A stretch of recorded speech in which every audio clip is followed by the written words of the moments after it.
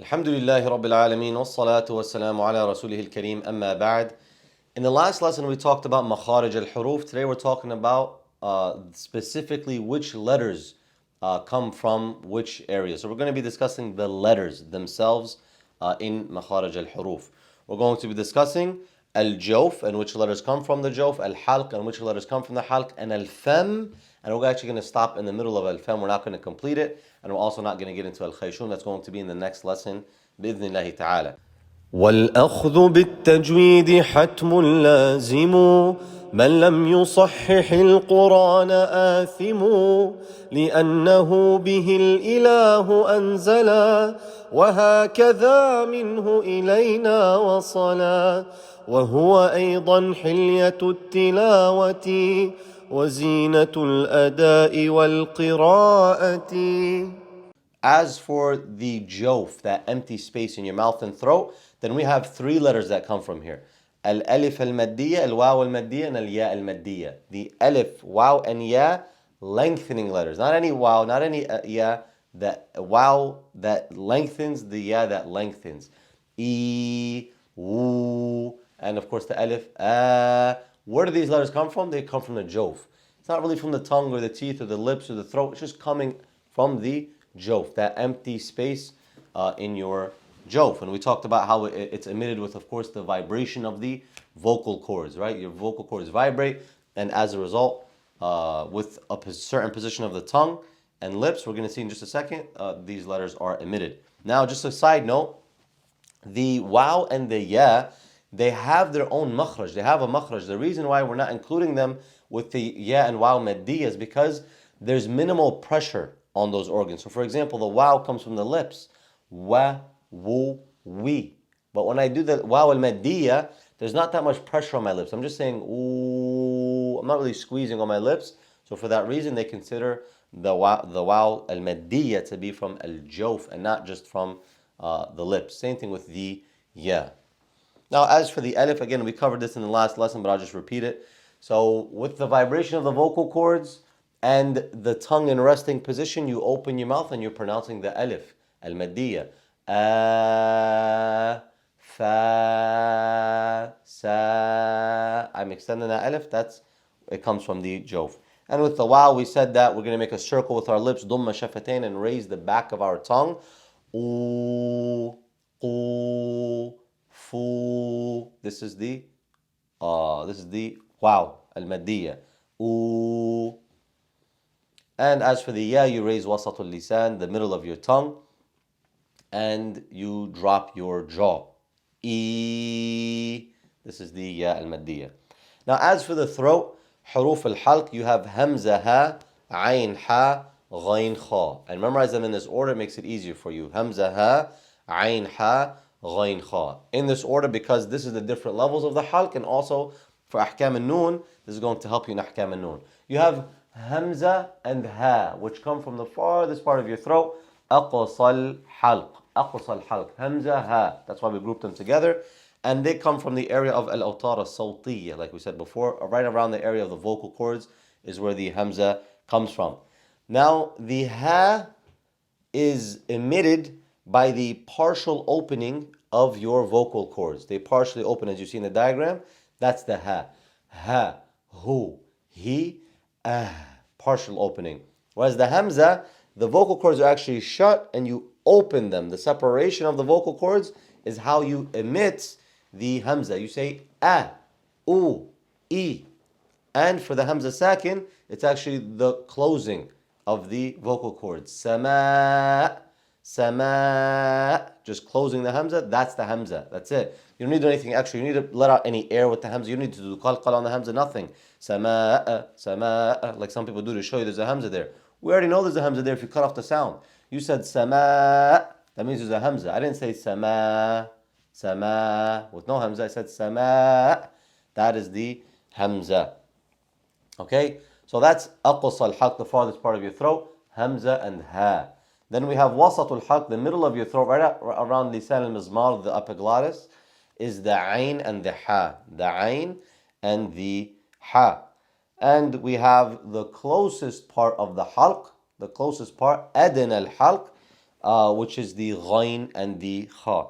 And the ghain and kha, they're emitted by bringing jadrul lisan, the area of jadrul lisan, the root of your tongue, with al-hanak al-lahmi, the meaty upper palate in the roof of your mouth, that meaty portion. You say gha, gha.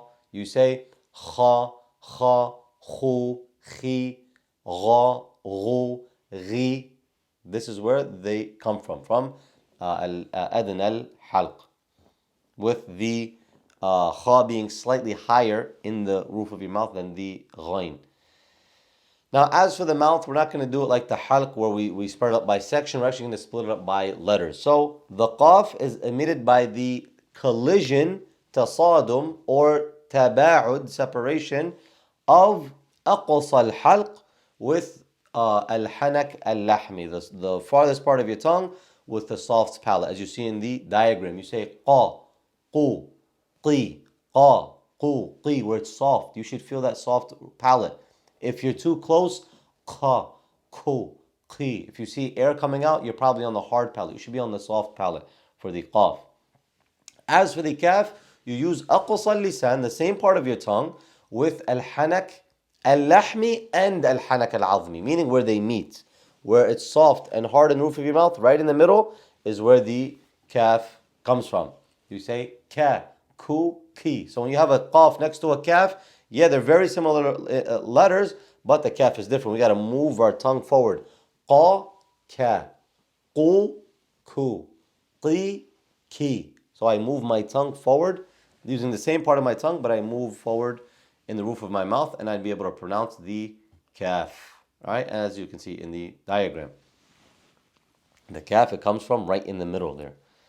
Now the jim is emitted by the tasadum or taba'ud of wasatul lisan, the middle of your tongue, with what is directly above it. With what is directly above wasatul lisan of the hanak, they call it wasatul hanak. Where what's above it, that's where the jim comes from. So it actually touches G, G, like your tongue is in that position. G, Ja, Ju, G. That's where the Jim comes from. There's a burst of air that's coming out of there. You might even not know that that's the Makharij, but that actually is the Makharij. Of course, it has other sifat, characteristics. That's a whole nother Tajweed lesson for the future. That's the Jim. And the Sheen is emitted by Wasatul Lisan with Wasat al-Hanak al-A'la, the same exact Makharij. So is the Ya, the non-lengthening Ya, of course. The regular Ya with the Fatha Kassadama, then it's going to be by the tasadum or taba'ud of wasatul lisan with wasat al-hanak al-a'la. So what's the difference between them?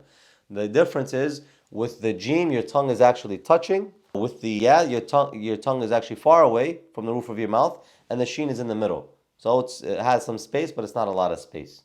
And you can see in this diagram the comparison of all three, how the ya has a lot of space, the sheen has less space, and the jim has no space.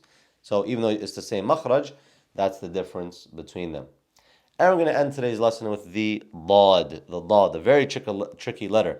The Arabic language is known as lughat al-dad. So pay this letter close attention and work hard with this letter so you could pronounce it properly. It's in our Fatiha. A lot of people pronounce the Fatiha incorrectly because of this one letter. Bi-idhnillah, by learning its makhraj and later learning its sifat, we are going to put the two together to perfectly pronounce the dad. Now the dad is emitted by the tasadum or taba'ud of al-hafatul lisan, the edge of your tongue, with ma yujawiruha min al-adras al-ulya, the hafatul lisan, the edge of the tongue, with what is near it of upper molars. What is near of upper molars, that's the makhraj of the dad. And hafatul lisan breaks into two. Hafatul lisan, you have the adna al-hafa and aqsa al-hafa, the close part of the hafa, the edge, and the farthest part of the hafa. As for adna al-hafa, the close part, you don't exert pressure on its makhraj, you just let it contact its area. And for aqsa al-hafa, you do actually exert pressure. So you're looking at these pictures here on the screen, these images. Our tongue, we curve it. The middle of our tongue, we curve it like a handful. We curve it. We raise our tongue. We put it on those upper molars, the side of our tongue. We put it on the upper molars, and we exert pressure in the back of our the farthest part of our hafa, aqsa al-hafa, but in adna al-hafa they're just there, but we're not really exerting that much pressure on the the front of our teeth and the ceiling of our mouth. We say al al al. I don't exert too much pressure. If I do, it'll become a dal. Ad. No. Al da du di al. When we say our fatha, we should be saying walad walad. We should have that drag with the dad, which we cannot do if we're exerting pressure on the front of our tongue. That's why we don't exert pressure on the front of our tongue. We just put it there for contact. We say la, du, di, al, walad, marad.